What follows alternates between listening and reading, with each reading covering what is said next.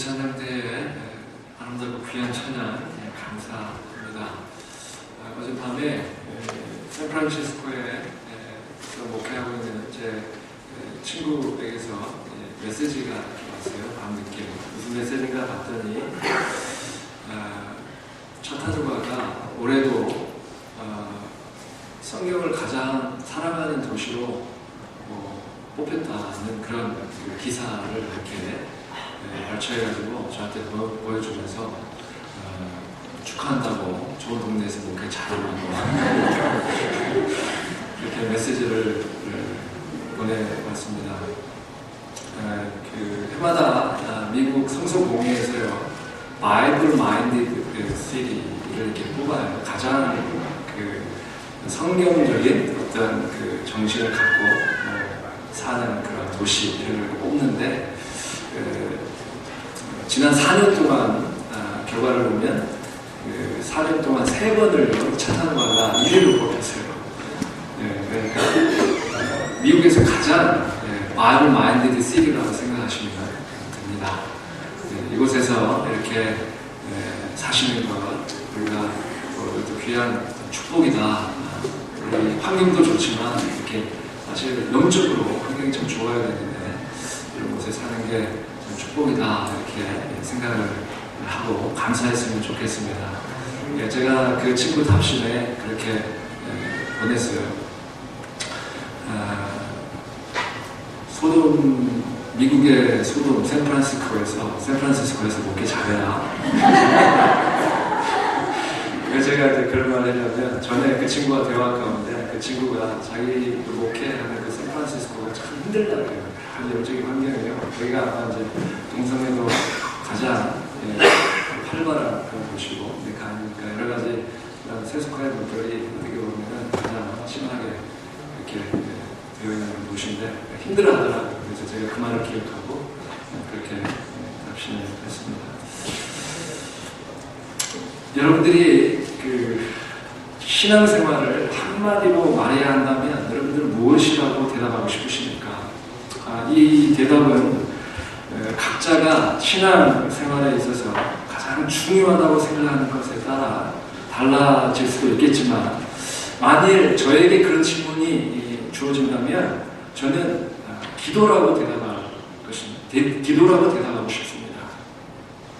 신앙생활은 한마디로 기도하는 삶이다라는 것입니다. 그러면 어떤 분들은 말씀이나 전도는 어떻게 되느냐고 질문하실 수 있을 것입니다. 그 질문에 대한 저의 대답은 이렇습니다. 우리가 정말 하나님께서 원하시는 기도의 사람이 되기 위해서는 반드시 말씀에 대한 갈급함과 영혼에 대한 간절함이 있어야 된다고 합니다.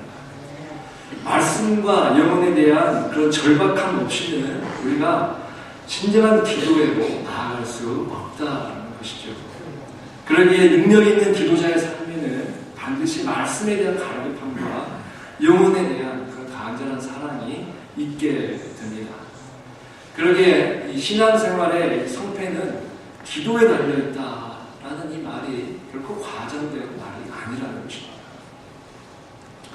여러분들의 요즘 기도 생활은 어떠십니까? 기도를 통하여서 하나님과 교제하는 그런 기쁨을 누리고 계십니까? 기도를 통해서 하나님을 더욱 깊이 알아가고 하나님의 뜻에 순종하고 살아가며 정말 기도의 응답 가운데서 그 기도의 능력과 은혜를 누리고 살고 계십니까? 아니면 기도하지 않고 여러분들의 생각과 뜻대로 살아가고 계시지는 않습니까? 또한 기도는 한다고 하더라도 그 기도가 형식적인 기도에 머물 뿐 여러분들의 삶에 아무런 영향력을 못 미치는 하나의 종교적인 행위에 그치고 있지는 않습니다. 여러분, 기도는 우리 신앙생활에 있어서 핵심입니다. 기도는 우리 영혼의 호흡이요 생명과 같은 것이죠. 그렇기 때문에 기도는 해도 좋고 안 해도 좋은 선택사항이 아니라 우리의 영혼이 살기 위해서는 우리의 마음과 힘을 다해 붙잡아야 하는 영적인 생명줄과 같은 것입니다. 이러한 말씀을 들을 때 여러분들 마음 가운데 동의가 되고 마음에 기도에 대한 갈급함이 있는 분들은, 그것이 일어나는 분들은 아직 영적으로 살아있는 분들입니다. 그러나 이러한 기도에 대한 첩보를 들어도 마음에 감동이 없고 기도해야겠다라는 마음이 일어나지 않는 분들은 죄송하지만 영적으로 죽은 분들이거나 병들어 있는 분들입니다.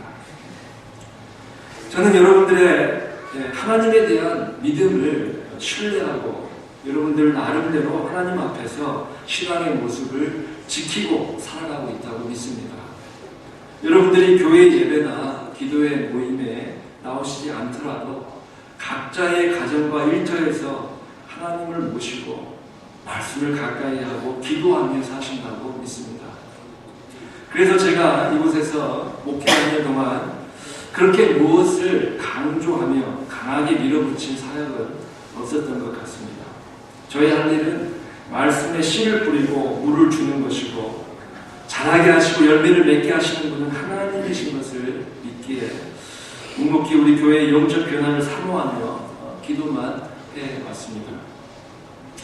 그런데 최근에 저의 이러한 생각과 태도에 문제가 있는 것이 아닌가라는 생각을 하게 되었습니다. 우리의 변화와 성장은 철저히 하나님의 주권과 은혜로 되어지는 것을 믿지만 그 주님의 일하심에 제 자신을 얼마나 드리고 헌신하였는가를 자문하였을 때 어쩌면 저의 이 생각과 태도가 온전히 제 자신을 하나님께 드리는 헌신 없이 그저 모든 것을 하나님께 맡겨버리는 아니라고 도피적인 사역의 모습은 아니었는지를 돌아보게 된 것입니다. 그래서 성도들이 기도의 삶을 살고 있지 않다면 그것을 지도하고 격려하고 어떻게든 기도의 자리로 이끄는 것이 목회자의 저의 책임일 텐데 그 사명을 다하지 못했다라는 회개를 하는 것입니다. 그래서 여러분들이 기도하시지 않는 것은 하나님 앞에서 여러분의 목사인 제가 큰 죄를 범했다라는 그런 각성하에 오늘 이 말씀을 드리는 것입니다. 그리고 제가 이러한 생각을 하게 된 것은 우리 교회의 영적 상태에 대한 솔직한 평가 때문입니다.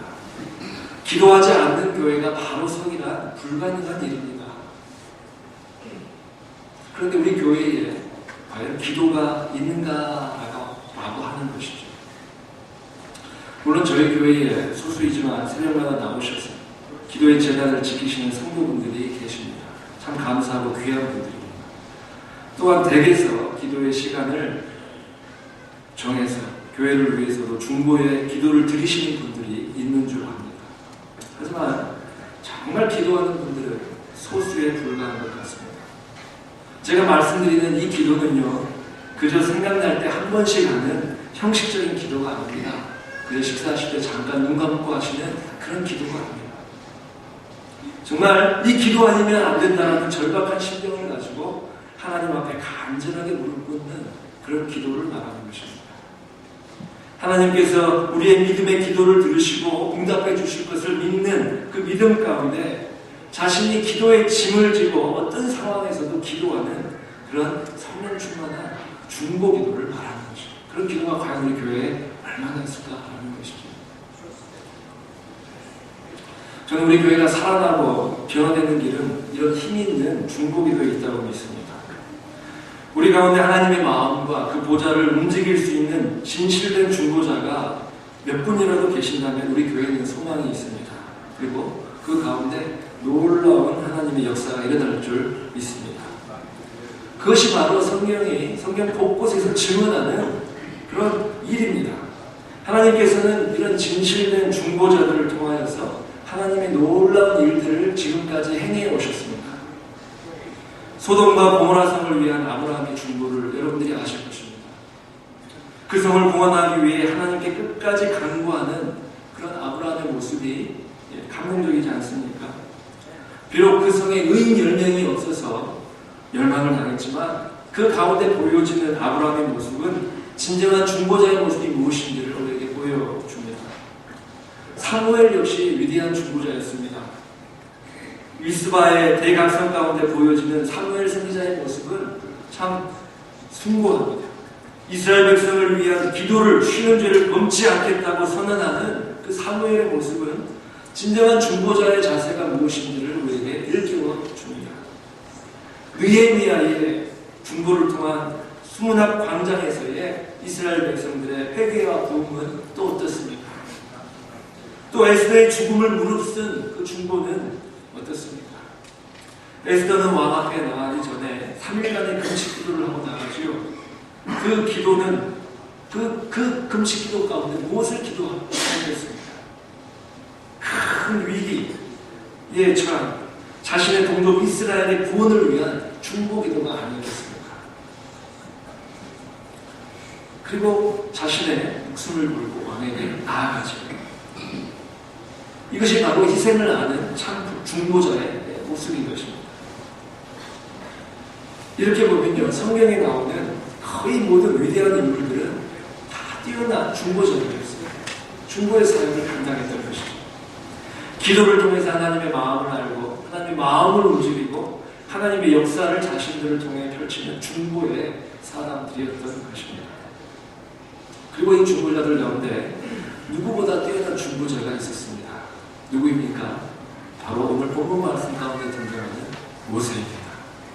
이 모세를 통해서 중보기도가 무엇인지, 중보자의 마음과 태도는 또 어떠해야 하는지, 그리고 하나님을 움직이는 중보의 능력은 어디에서 비롯되었는지를 잠시 살펴보기를 원합니다.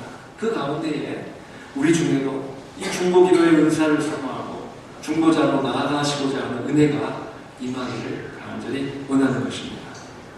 오늘 말씀의 배경은 이렇습니다. 모세는 우여곡절 끝에 이스라엘 백성들을 이끌고 출애굽하지요.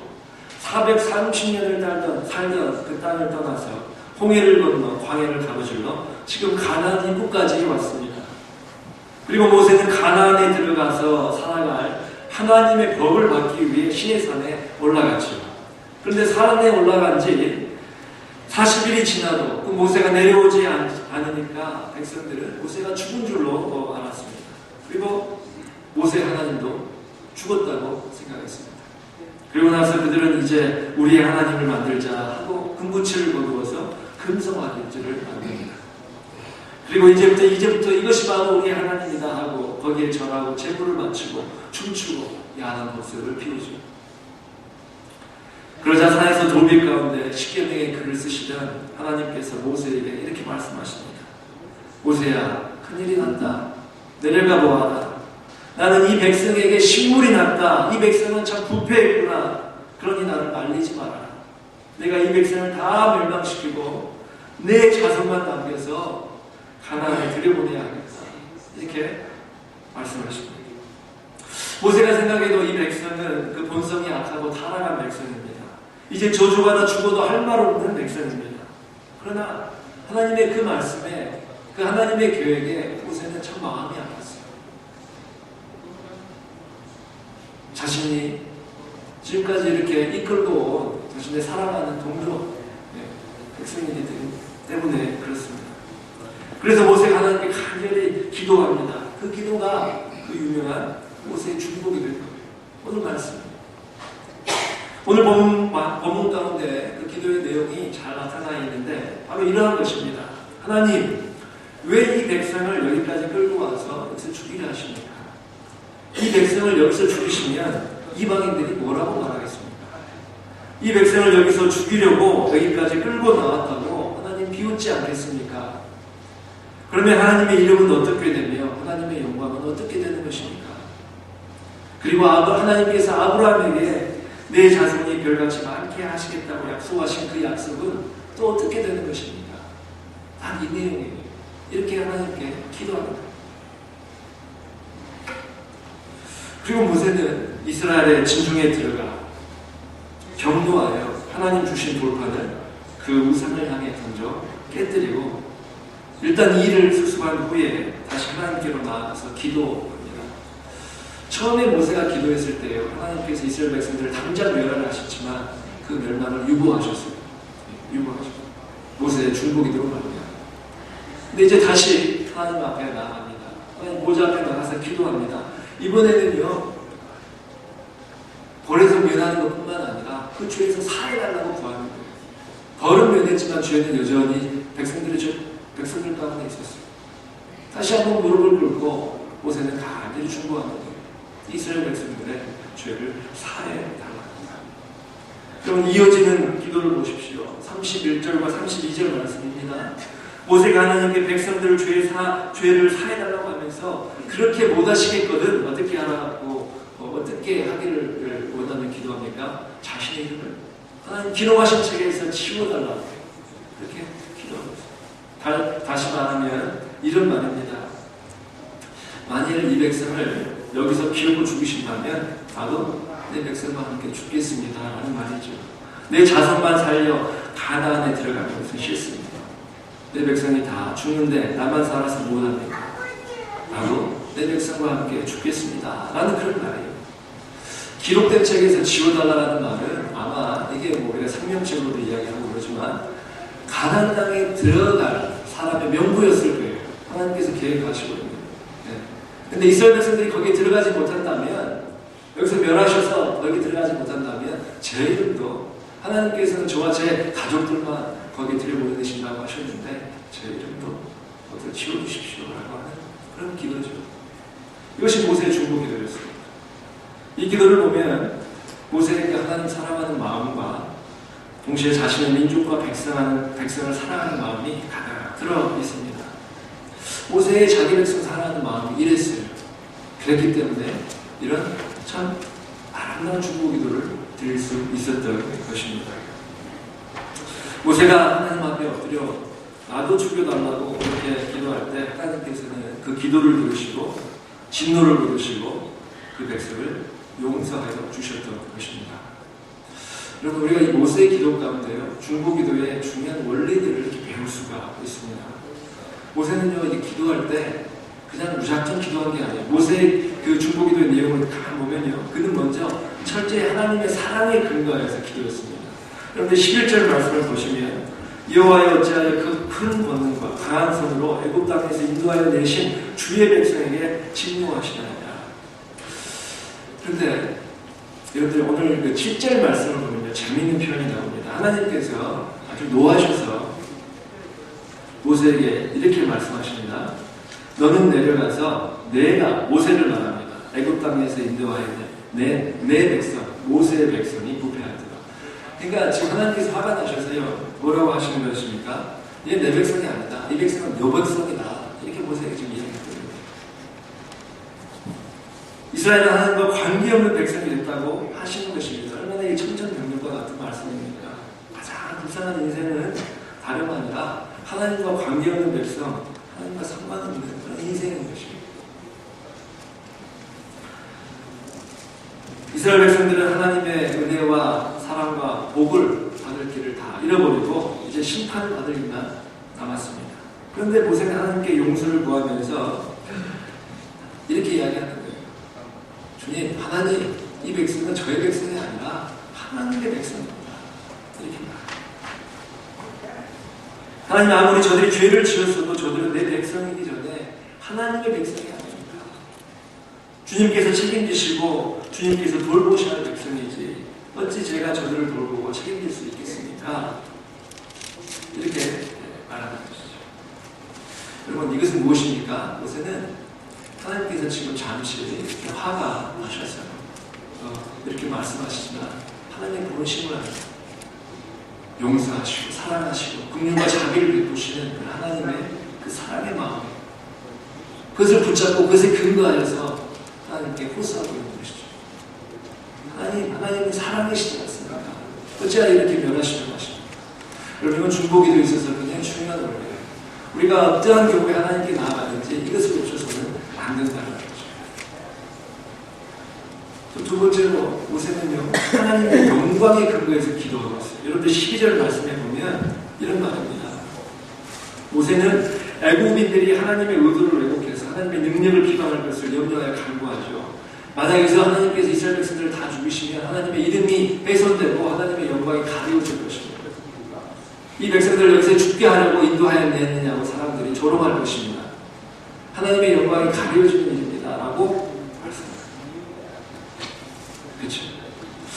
모세는 하나님께서 하나님의 영광을 소중히 여기시는 분이라는 걸 잘 알았어요. 또 그러기에 그는 철저히 하나님의 영광을 위해서 살아갔어요. 자신의 부귀 영화와 영달에는 관심이 없었습니다. 그렇기 때문에 하나님께 그 영광을 위하여 맹렬한 의도를 그치고 뜻을 돌이키사 주의 백성에게 이 화를 내리지 마옵소서라고 간구한 것입니다. 이 말씀을 듣고 하나님께서 마음을 돌이키시는 거예요. 우리가 기도할 때에 항상 하나님의 영광을 위해서 구하면 하나님께서 그 기도는 잘 들어주셔요. 하나님 자신의 일이기 때문에 그러세요. 세 번째로 모세는요, 하나님의 말씀에 근거해서 기도했습니다.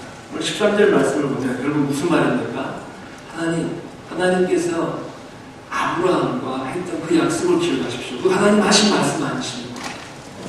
저희 백성들을, 이스라엘 백성들을 저 하늘의 별과 같이 바닷가의 모래와 같이 막 해주시겠다고 하지 않으셨습니까? 그 약속을 기억하십시오 하고 기도하고 있는 것이죠. 이번 주에 참 귀한 책을 읽었습니다. 성령의 사랑, 리즈 하우스의 중보기도라는 책입니다.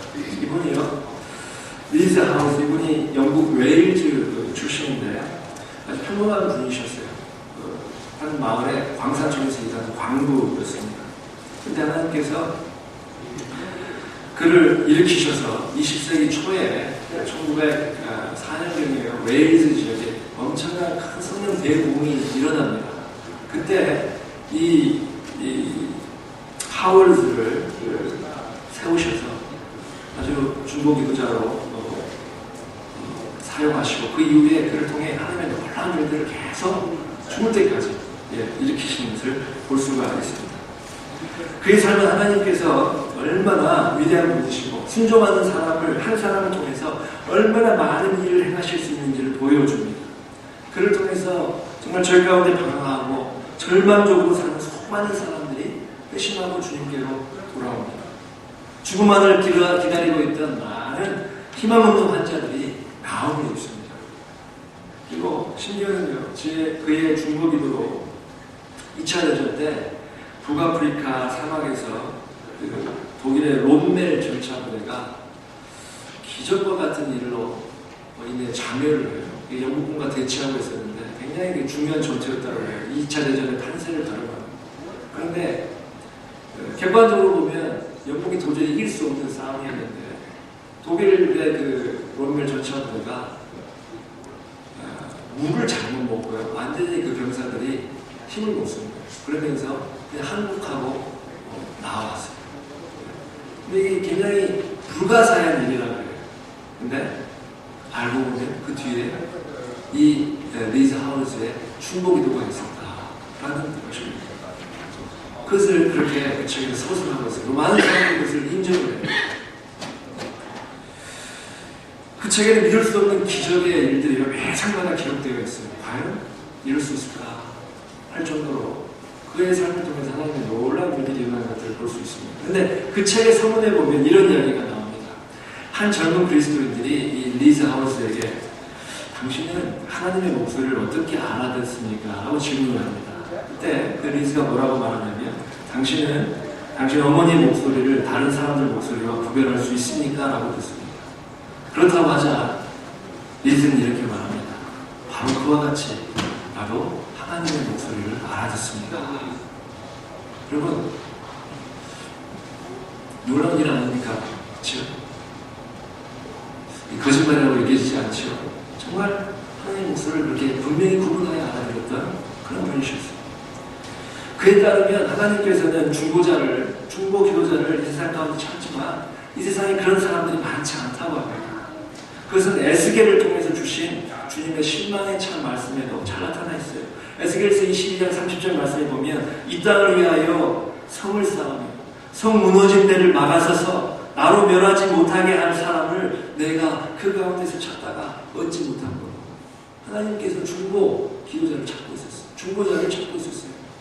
근데 하나님이 찾지 못하셨다라고 에스겔을 통해서 말씀하고 있는 것입니다. 이 하울스는요, 보통 평범한 기도에는 별로 필요한 것은 꼭 필요한 것은 아니지만 정말 진정한 중보 기도자라면 공통적으로 가지고 있는 세 가지 요소가 있다고 말합니다. 첫째는 동화고, 동화라는 건 뭐냐면 중보 기도의 대상자와 똑같은 마음과 똑같은 처지가 되어지는 거예요. 그냥 한번 이렇게 기도해 주는 게 아니고요. 그 사람의 상황 가운데 완전히 들어가서 그 사람과 얽히게 되는 거예요. 그리고 고난과 권세와 이게 세 가지 요소, 중보 기도자가 가져요. 여러분, 예수님의 그 기도가 그렇게 잘 응답이 되었던 것은 왜 그러냐면은 예수님께서 이런 동화의 삶을 사셨기 때문이라는 것입니다. 예수님께서는요, 기도해 주신 그 사람을 위해서 예수님 자신의 생명을 내어주셨습니다. 내어주시기까지 통화되신 것이죠. 예수님은 자신의 유익을 모두 내버리시고 오직 우리의 필요와 우리의 가난만을 생각하셨습니다. 그리고 글자 그대로 우리의 자리를 대신하셨습니다. 주님께서는 주님을 따르는 우리들이 그런 중보자의 삶을 살도록 부르시고 계십니다. 그런데 우리 성령님께서는요, 우리를 그런 중보자의 삶으로 인도하시기 전에 우리에게 있는 모든 세상적인 것들을 밑바닥까지 깨끗이 처리하시기를 원하십니다. 우리가 정말 능력 있는 중보자로 하나님 앞에 세워지기 위해서는 우리 안에 세상적인 모든 것들, 세상을 사랑하는 모든 것들을 주님 앞에 먼저 내려놓아야 돼요. 돈을 사랑하는 마음, 내 개인적인 야망, 부모나 사랑하는 사람들을 향한 인간적인 애정, 육신의 욕구들, 인생 자체를 사랑하는 마음까지도 하나님 앞에 온전히 내려놓아야 된다는 거예요. 이 리자 하버스는요, 이 부분에 있어서 철저하게 훈련을 받아요. 정말 이렇게까지 하실 필요가 있나 할 정도로 이 모든 것을 하나님 앞에 다 내려놓게 하십니다. 그리고 온전히 성령께서 그 안에 거하셔서 성령께서 그 안에서 살아가시는 하나님의 일을 일으키십니다. 한마디로 말하면 십자가에서 온전히 죽은 그런 삶을 산 것입니다. 보통 우리가 일반적으로 하는 기도는 선하신 하나님께서 우리에게 뭔가 주실 것을 소망하는 기도이죠. 하나님 이걸 주십시오. 그리고 때때로 우리 필요할 때만 하나님께 간구합니다. 그리고 그것을 받으면 기뻐합니다. 그렇지만요, 우리가 언제 기도해도 똑같이 그와 같은 응답을 받을 것이라는 힘이나 권세가 우리한테는 없죠. 그런데요, 하나님 기뻐하시는, 하나님께서 세우시는 중보 기도자가 되면 하나님 앞에서 중보의 자리를 얻게 돼요. 하나님 앞에 모든 것을 다 내려놓고 정말 중보자로서 하나님께 헌신하며 하나님의 뜻을 이루겠다고 하나님 앞에 서는 그 사람에게 하나님께서 중보의 자리를 허락하시는데, 그 중보 자리까지 들어가기 위해서는 여러 가지 시험을 거쳐야 되고 자신의 모든 것을 하나님 앞에 철저히 내려놓는 순종이 필요합니다. 그런데 일단 그 중보 자리를 얻게 되면요, 기도할 때마다 응답받는 놀라운 역사가 그 사람을 통해서 일어난다는 거예요. 그게 중보의 자리예요. 그 중보의 자리를 얻기 위해서 하울에서는 모든 것을, 자신의 모든 걸 하나님 앞에 내려갔어요. 그리고 그 중보의 자리를 얻었을 때 그가 기도하는 것마다 놀랍게 응답받는 놀라운 역사예요. 여러분, 그런 중보의 자리를 얻은 사람은 자신을 다 비운 사람입니다. 하나님 앞에 그냥 순종 가운데 나간 사람이에요. 그의 기도가 하나님 마음에 합하는 거예요. 어떤 기도를 드려도 하나님께서 그 기도를 들으시는 거죠. 이것이 바로 진정한 중보기도라는 것입니다. 저는 이 책을 읽으면서 그동안 나의 기도가, 우리 성도님들을 향한 기도, 여러분을 위해서 하는 기도가 어떻게 보면 여기에 훨씬 못 미치는 그런 기도였다. 정말 나의 기도가 그렇게 하나님 앞에 능력 있는 중보의 자리를 얻는 그런 믿음의 기도였을까 하는 생각을 해봤습니다. 여러분들의 기도는 어떻습니까? 여러분, 이 중보의 자리는요, 아무나 얻는 자리는 결코 아니죠. 그렇지만 여러분들이 도전합니다. 여러분들이 그런 자리를 얻었으면 좋겠어요. 하나님 앞에서. 이 가운데 몇 명이라도 정말 하나님 앞에서 그렇게 중보의 자리를 얻는 분들이 생겼으면 좋겠어요.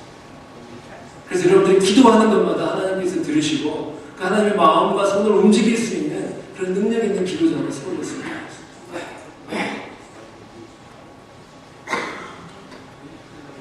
우리 교회에 이런 중보기도가 살아나면 저는 우리의 모든 문제, 우리 개인적인 삶의 문제, 우리 교회의 문제도 다 다 해결될 수 있으리라고 믿습니다. 확신이, 그 확신을 주시는 문제는 기도자가 없다는 거예요. 우리가 모세와 같은 심령으로 하나님 앞에 선다면, 그리고 리즈 하월즈처럼 진정한 중보의 자리를 얻기 위해 자신의 모든 것을 내려놓을 수 있는 사람이 된다면 우리 가운데 이루어지지 못할 하나님의 역사는 없다라는 것입니다. 그리고 이렇게 중보 기도자로 산다는 것은 무엇보다도 자신의 삶의 가장 큰 축복이에요. 우리가 하나님의 마음과 손을 움직일 수 있는 중보 자리를 얻을 수 있다면 그것보다 더 큰 축복이 이 세상에 어디 있겠습니까? 물론 기도는 쉬운 일이 아닙니다. 믿음이 있어야 하고 인내가 있어야 하고 에너지가 있어야 합니다. 그래서 현대인들은 기도가 아닌 좀 더 쉬운 방법으로 하나님께 나아가려고 하고 좀 더 편한 방법으로 하나님을 섬기려 합니다. 그러나 여러분들, 우리가 알아야 합니다. 하나님을 온전히 경험하고 하나님의 위대한 일을 우리 삶 가운데 성취하기 위해서는 기도밖에 그 길이 없다는 것을 알아요. 교회마다 예전에 기도의 열기가 사라지고 있습니다. 중보 기도하는 사람들이 가난히 줄어들고 있습니다. 그러나 교회에서 성도들이 기도하지 않는다면 교회의 영성은 죽고 영권은 사라집니다. 하나님의 역사가 나타나지 않습니다. 기도하지 않으면 교회는 크고 작은 시험 앞에 결국 쓰러지고 맙니다. 교회에 기도가 없으면 은혜도 감동도 없고 성도들의 마음은 메마르고 신앙생활의 기쁨은 사라질 것입니다. 혹시 우리 교회가 이런 상태에 처해 있다고는 생각하지 않습니다. 다시 한번 오늘 우리 말씀을 통해서 기도의 열망이 우리 신령 가운데 뜨겁게 일어나서 우리 모두가 아니면 몇 사람이라도 정말 중보자로 일어나는 귀한 은혜가 있기를 주님의 이름으로 축원합니다. 기도하겠습니다.